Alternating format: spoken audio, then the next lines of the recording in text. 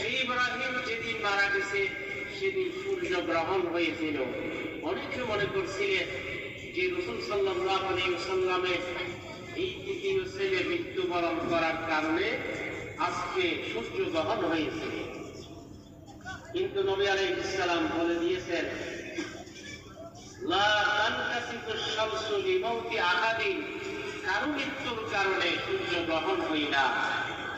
সুতরাং আমার ছেলে মারা গেছে সেই কারণে সূর্য গ্রহণ হয়েছে, সেটা ভ্রান্ত আকীদা। বরং সেটা আল্লাহ পাক তার কুদরতের বহিঃপ্রকাশের জন্য সূর্য গ্রহণ, চন্দ্র গ্রহণ প্রদান করে থাকেন।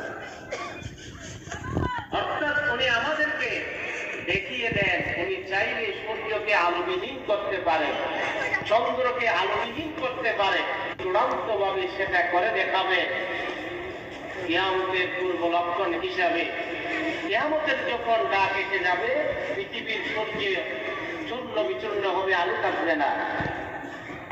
সেই কথা আল্লাহ রাব্বুল আলামিন কোরআনে স্পষ্ট করে বলে দিয়েছেন, ইযা শামসু কুব্বিরাত ওয়া ইযান নুজুমু কাদারাত।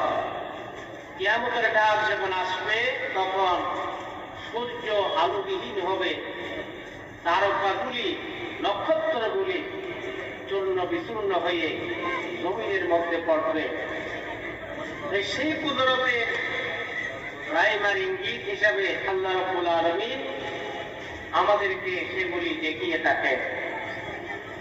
এবং ইব্রাহিমের মৃত্যুর কারণে রাসূল সাল্লাল্লাহু আলাইহি ওয়াসাল্লাম চোখের পানি ছেড়ে দিয়েছেন, ক্রন্দন করেছেন, আওয়াজ দিয়ে। সাহাবায়ে কেরাম জিজ্ঞেস করলেন, হে আল্লাহর রাসূল, আপনি কেন? সেই ইব্রাহিম যেদিন মারা গেছে সেদিন সূর্য গ্রহণ হয়েছিল। অনেকে মনে করছিলেন যে রাসূল সাল্লাল্লাহু আলাইহি ওয়াসাল্লামের এই দ্বিতীয় ছেলে মৃত্যুবরণ করার কারণে আজকে সূর্য গ্রহণ হয়েছে। কিন্তু নবী আলাইহিস সালাম বলে দিয়েছেন, লা তানকাসিফু শামসু লিমাউতি আহাদিন, কারো মৃত্যুর কারণে সূর্য গ্রহণ হয় না। সুতরাং আমার ছেলে মারা গেছে সেই কারণে সূর্য গ্রহণ হয়েছে, সেটা ভ্রান্ত আকীদা।